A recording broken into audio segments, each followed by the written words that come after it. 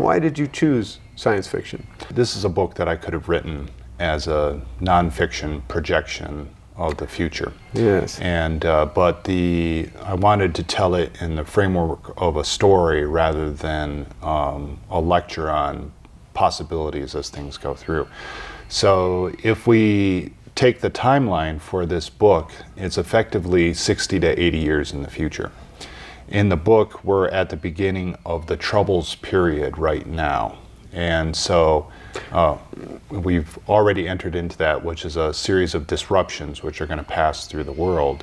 But didn't we make it through that? We're sort of seeing the other side of the Troubles. Right. Okay. This book basically picks up post-apocalypse. So rather than to write a standard apocalyptic piece or standard post-apocalyptic piece, where the story is in the apocalypse or dystopia. Right. I pick it up afterwards, in part to set that there can be a hopeful resolution to collapses within systems, because apocalypses have occurred before. Major empires have fallen. There have been huge disruptions within climate. There have been massive disease, although this book doesn't work with disease at all. But there's been a large amount of disruption. You can sit back and look at that in a clinical fashion if you want to, but that's not the human story. Sci-fi, I think, when it's done well, are human stories. The problem with sci-fi, as it modernized and went onto TV, is it became obsessed with the technology, and not the fact that if you had an actual replicator, like as from Star Trek, it would fundamentally transform society across the board. Even making the steps towards it would be a series of these dramatic transformations. And so what we have ignored within a lot of modern sci-fi is the social impact, the transformative impact of just a small piece of tech.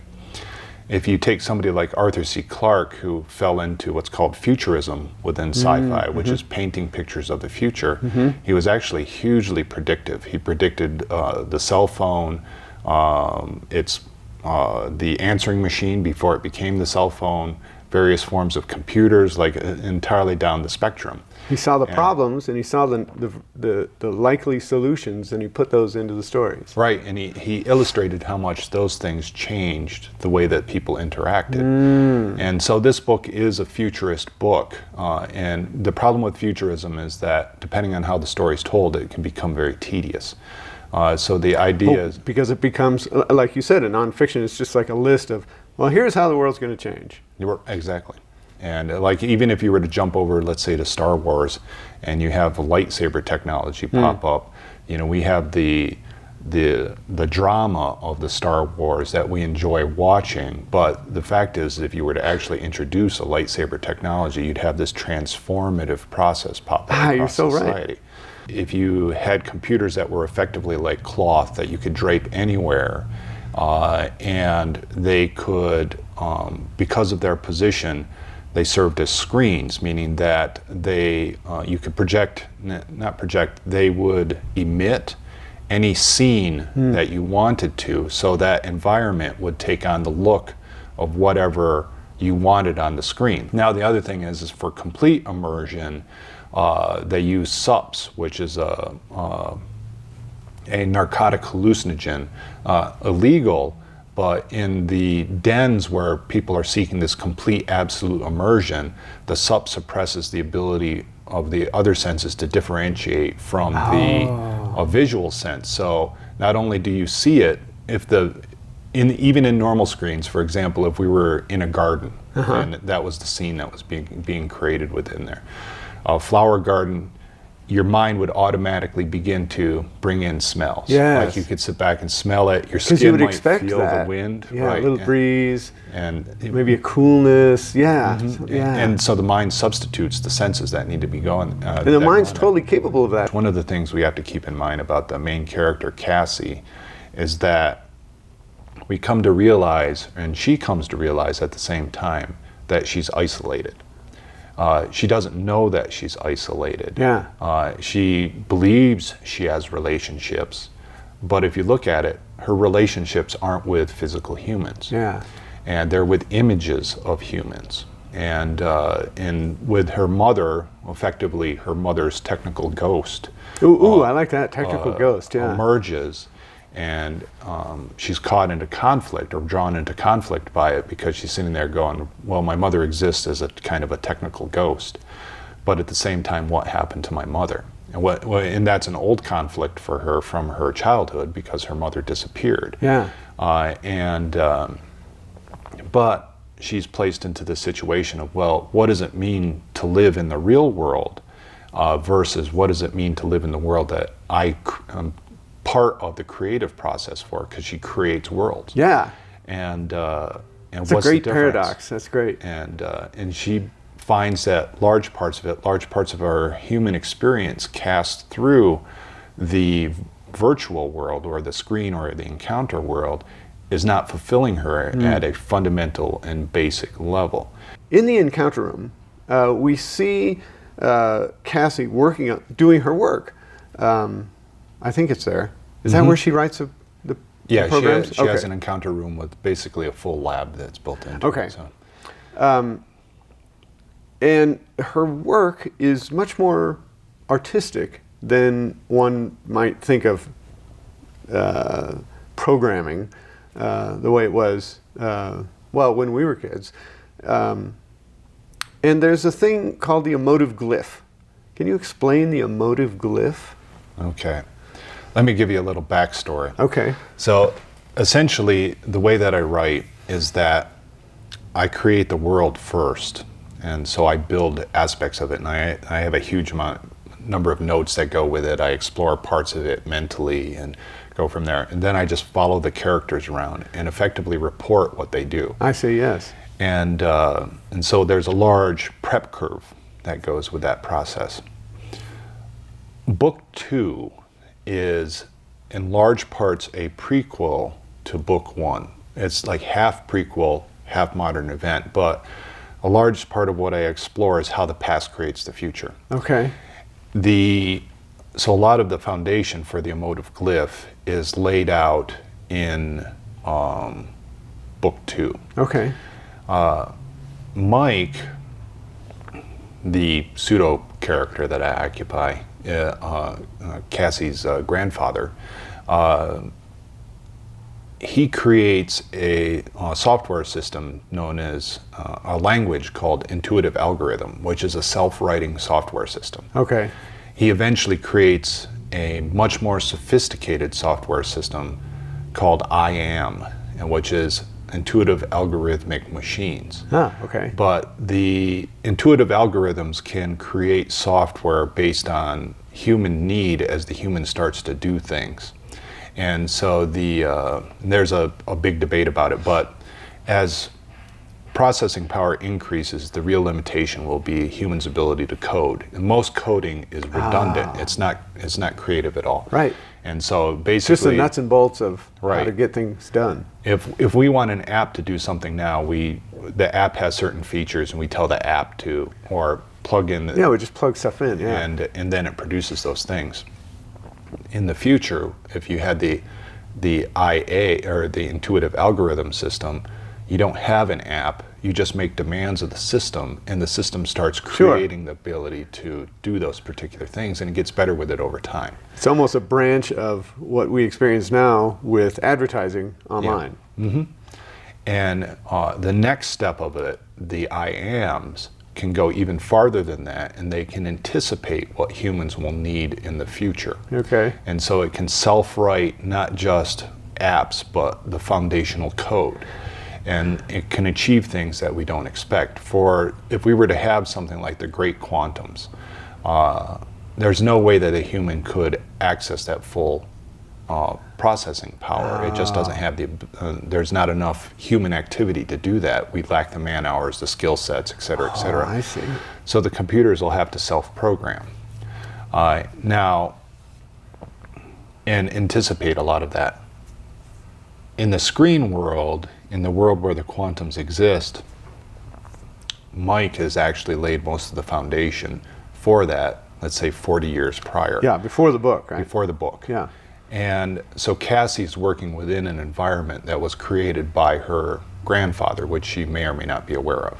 And I say that because I haven't actually resolved that. So because she's what, like 20, 21, something like that in the book. And so in the 20s, it's not precisely defined.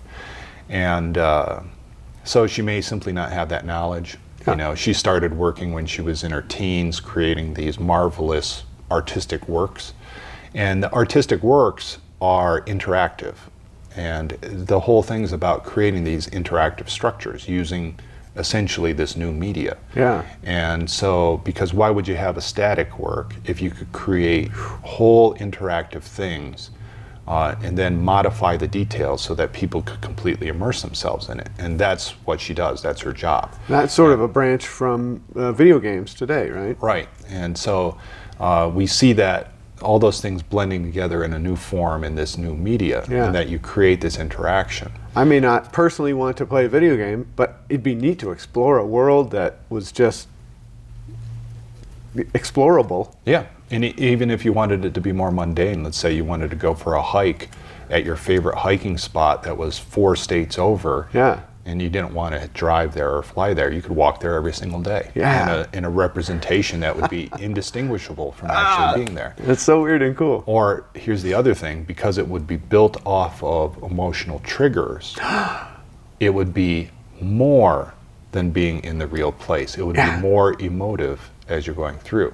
You experience it richer. Right. The glyph, the emotive glyph, gets past the technology, it gets past trying to replicate.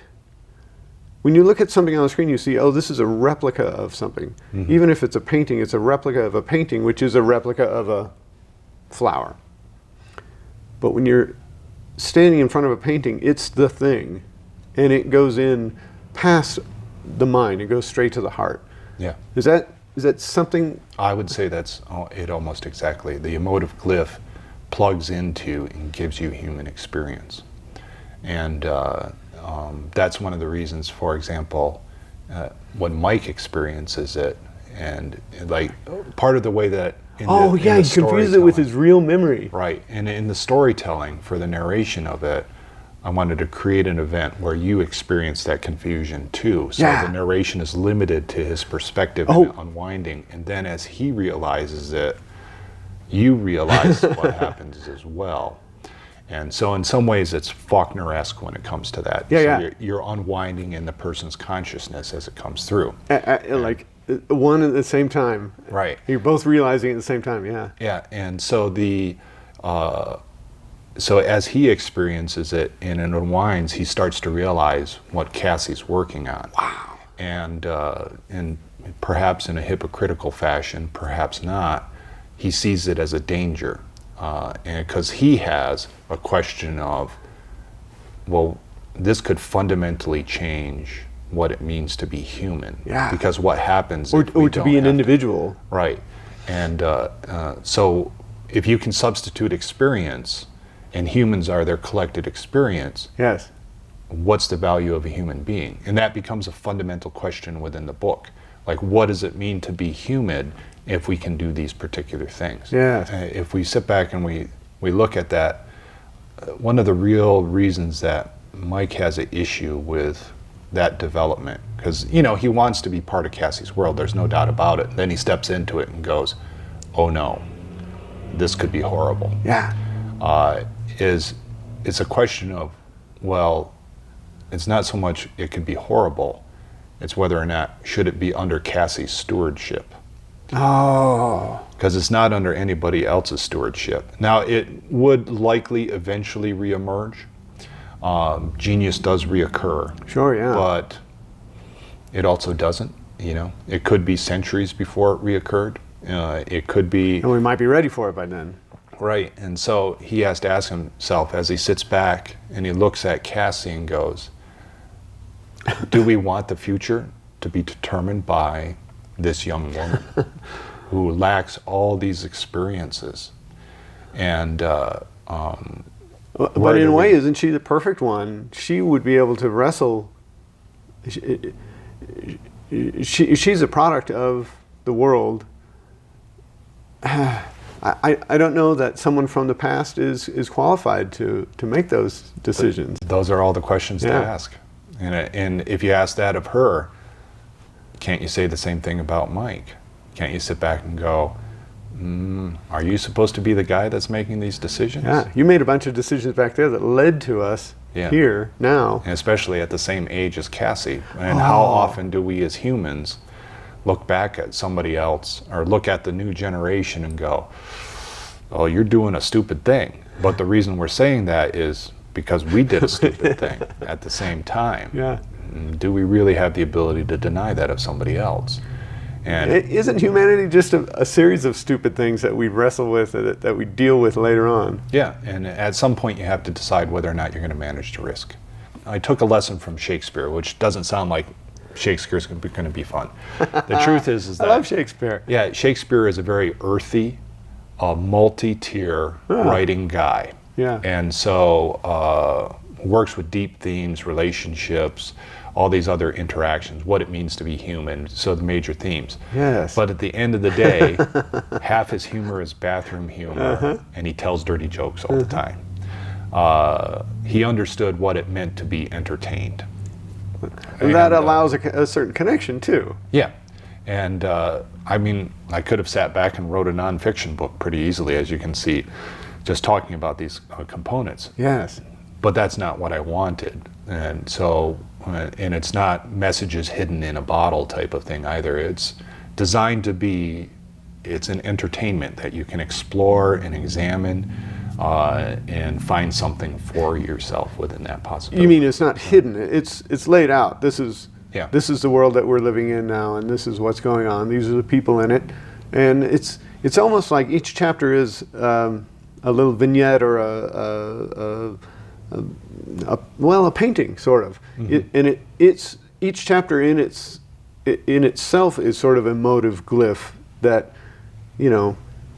gets you to connect with these characters and the situation, and gives you a chance to really live in that world. Instead of, some science fiction is very external, based on the or focused on the external problem.